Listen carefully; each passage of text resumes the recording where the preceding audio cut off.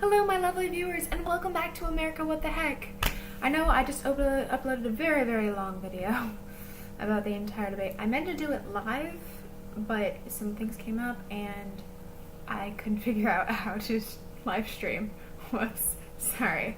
Maybe next time. But I wanted to do a quick little review over some things I noticed in the debate, along with certain things I noticed from other people who analyzed the debate. Some were comedians. But I'd like to talk about that. Also, I've got a couple other things I would like to discuss. But first things first, the presidential debate. Okay, so from the first part, both candidates were rather respectful of each other. But Hillary kind of, she got under Trump's skin rather quickly. Presidential candidate Hillary Clinton, as we should all know, is the Democratic candidate. And Donald Trump, or apparently now as he's known as the Donald, don't know why, he is the Republican candidate for presidency. Okay. I said this in my last video as well, but if you are of the voting age, if you are 18 or older, if you're going to be 18 by the time this happens, please go out and vote. Please register to vote. If you're like me, if you're like my roommates who are not in their home state, their hometown, please send in for the absentee ballot. It's really easy, 5 minutes, not really that hard. You do need to know your social security number, so get on that. But you really do need to do it. You have a voice, and this is how you get yourself heard. Back to the entire debate, though. They were both rather respectful of each other at first, and surprisingly, at first, Donald Trump was rather respectful of Hillary, and even called her Secretary Clinton. You know, not just Hillary this. No, Secretary Clinton. So that's kind of like, oh, okay, he's doing this. And then they got into interrupting each other and lying on stand. Yeah, there was a lot of lying on stand from both parties. Trump more than Hillary, but from both parties. Also, one huge thing I wanted to point out there: stop and frisks. No, they are not constitutional. They were deemed unconstitutional. And yeah, they were kind of actually not really that helpful, because the police wouldn't stop and frisk everyone. They mainly focused on minorities, Latinos, and blacks. It wasn't like they were just stopping a random white person on the thing. No, they kind of focused on, like I said, the minorities. So unfortunately, it doesn't work that well. I mean, it's, I guess, a good thought in his brain that, oh yeah, these totally work out, and that helps cut down on the rates of this. No, it doesn't. It doesn't cut down on the rate of shooting. And Hillary was wrong. Shootings have gone down. The shootings have not gone down. The killings have gone down, yes. Shootings have not. In New York. I'm sorry. Unfortunately, it's a city, and typically crime rates are higher in cities. Think about it, you got more people in a small, dense area. It's kind of logical that there's going to be more crime. We do not live in a utopian society, fortunately. Let's see. Oh, a lot of people were, the huge concern over Hillary's health because she had pneumonia. Yes, she should have disclosed that, hey, I've got pneumonia. Don't worry, it's not contagious because of the strain that she had. But yeah, she has pneumonia, because Trump supporters were going around with this huge conspiracy theory that she's actually, horribly sick. She's hiding a sickness from it. And actually, yes, she was. She was hiding the fact that she had pneumonia. And it's kind of like, oh, okay. Well, great. But the hype over it was ridiculous. So yes. And she wasn't coughing on stage. Hey, she didn't cough. But you know who did cough? Donald Trump. And he had this entire thing saying that, oh, my mic was bad. My mic was bad. You can see that my mic was dysfunctional and everything. We're like, oh, but we heard you coughing. Like, not coughing, sorry, sniffling. We heard him sniffling. And like, okay, it's fall. Everyone's gonna have a couple allergies. Fall time. People were making such a huge fuss over it because he made a huge fuss over her coughing. And it was kind of amusing to me to see how much people were ridiculing him over it. No. So fact-checking was a wonderful thing. I actually got back on Twitter, which is a fun thing. I now have a Twitter for America What the Heck. So if you'd like to, I'll put a link to it in the description. And it's just, I was just going through going, okay, that's true. Okay, cool. I'm going through having everyone fact-checking it. I was like, all right, cool. This is really good. I really wish I was able to speak up about more of the things. I just didn't want to interrupt the broadcast. So sorry. Yeah, I thought it was really funny that people were just kind of going back and forth about, wait, but Trump, wait, kind of thing. Alright, second topic. And I intended to make this entire video about this one topic a long time ago. Actually, after the shootings in Orlando occurred. Okay. This past year, just 2016, has been, we've just kept hearing here, after time, after time, after time, shooting here, shooting there, something happened, there was a threat of a shooting, someone was arrested on their way to commit a shooting. It's just, it's horrible. The issue isn't, oh, Mexicans are coming in and taking our guns, and oh, all these people. No, the issue is, you can quite literally, no, I've gone actually into a gun show, and if I had the cash, I could have gone in, bought a gun, and walked out. Like that. I obviously did not have the money, and I have a little bit more self-restraint because my parents would kill me if I just wanted it. Oh, by the way, I bought a rifle. No, it's kind of ridiculous that you can just go through without getting, not exactly a fact check, but getting a background check. You can just walk in and buy a gun. I mean, in certain gun stores, you can't do that. You have to have a background check. They have to do everything. They have to make sure you're good to go. Trust me, I dated a guy who worked at a gun store. He talked me through the entire thing. Not sure why, but he did. So yeah, I know they do. They go through the background check. They make sure with the police and everything that they're good. They check everything. However, at gun shows, not so much. So it'd be rather easy for someone to just come in, buy a gun, and then walk out. And you can buy shells at Walmart. You can go and buy bullets at Walmart. Not like huge magazines or anything like that, but I mean, you can go and buy a couple bullets and go off and go to a shooting range, which is actually really fun to go and do at a shooting range. To shoot at paper or targets, not at people. Please.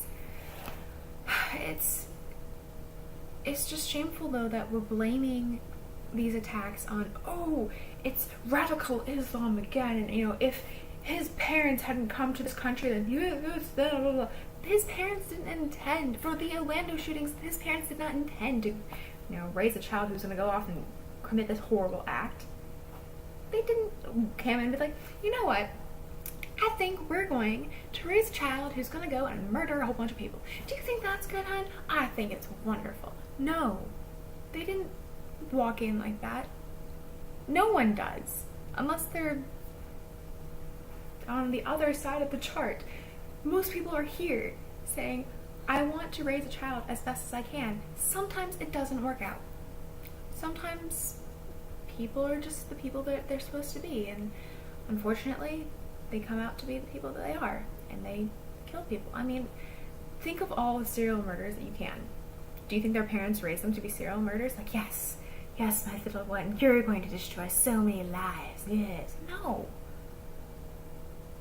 Most of these people did their best to be the best parents that they could. There are some, of course, who did not, and who abused their kids, but most people try their best to be the best parents that they can. So don't go off and blame the shootings on, oh, radical Islam, this, blah, blah, blah, blah, blah. or all is, if you say that all Muslims are evil, or that all Muslims actually know that, this person was evil, they're going to go off and shoot this entire thing up. They don't. It's like asking if all Christians know what the other Christian's thinking. I don't know what they're thinking. Are you kidding me? No. It's like asking every single theater major if they know what a theater major on the other side of the world is thinking of. Yes, you must know, don't you? Obviously, you must know right now. Because you all are connected. Because you all believe in the same thing, right? You're all studying the same thing, so obviously you must all believe the same thing, right? So you must all think the same way, right? No. People are people. They think differently. What can you do? I think differently than my neighbor. I think differently than my roommate. People are people. Alright, third thing I'm going to talk about. Well, Aleppo. Do you see here, people?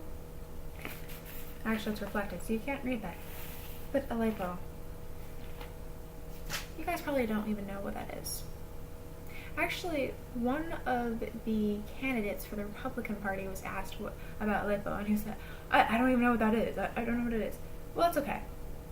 Most of America didn't know either. However, if you're trying to be a candidate for a party, and you're asked something about, national news kind of thing, you should probably know about it. There's a whole bunch of horrible things that are happening around the world. It's getting to the point where we're becoming numb. And that's ridiculous. We should not be numb to the horrors of the world. America, we're so caught up in ourselves that we don't see everything else that's happening. Like, going back to Aleppo. This is in Beirut, which I don't know if you guys know where it is, but it's a country that's being just bombarded right now. It's being bombed every night.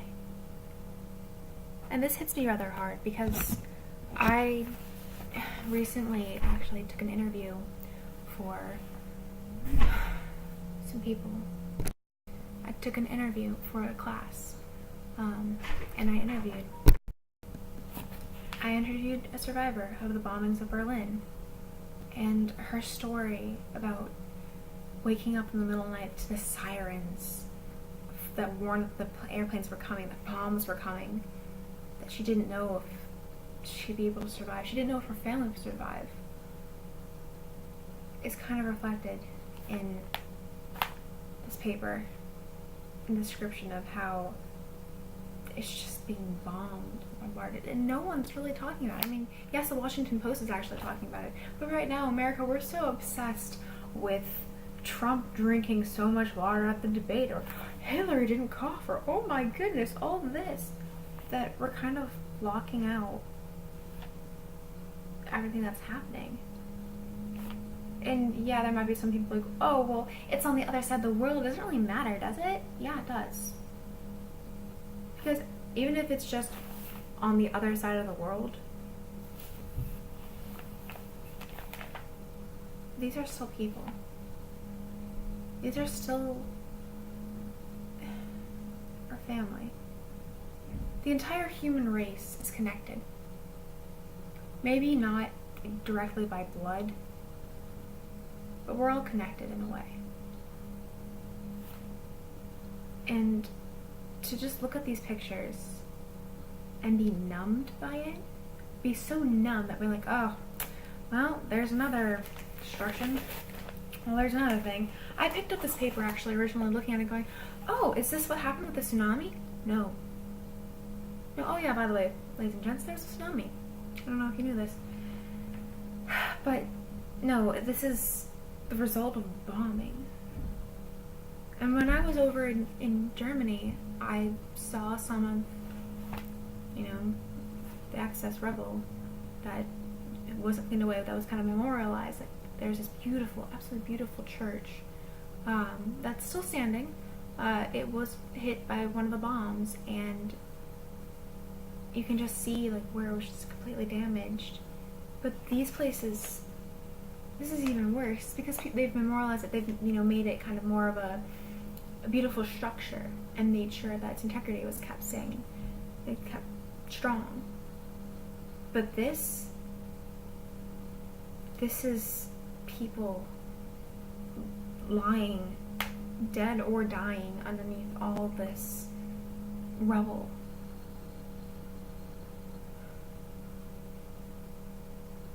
And to the fact that we're just kind of, it happens kind of thing? No.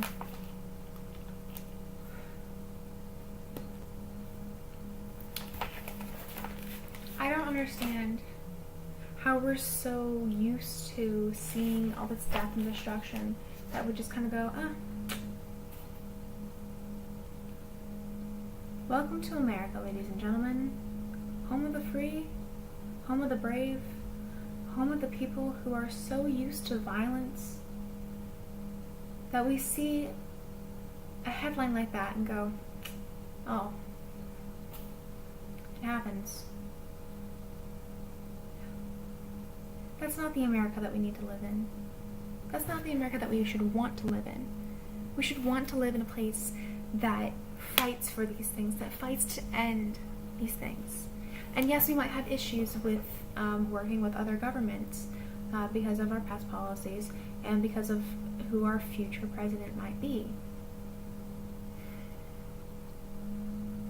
But America, we need to work together. We need to come together as a people to elect the people who can actually help us, to elect the people who we think will help us in our diplomatic ties and not break our diplomatic ties.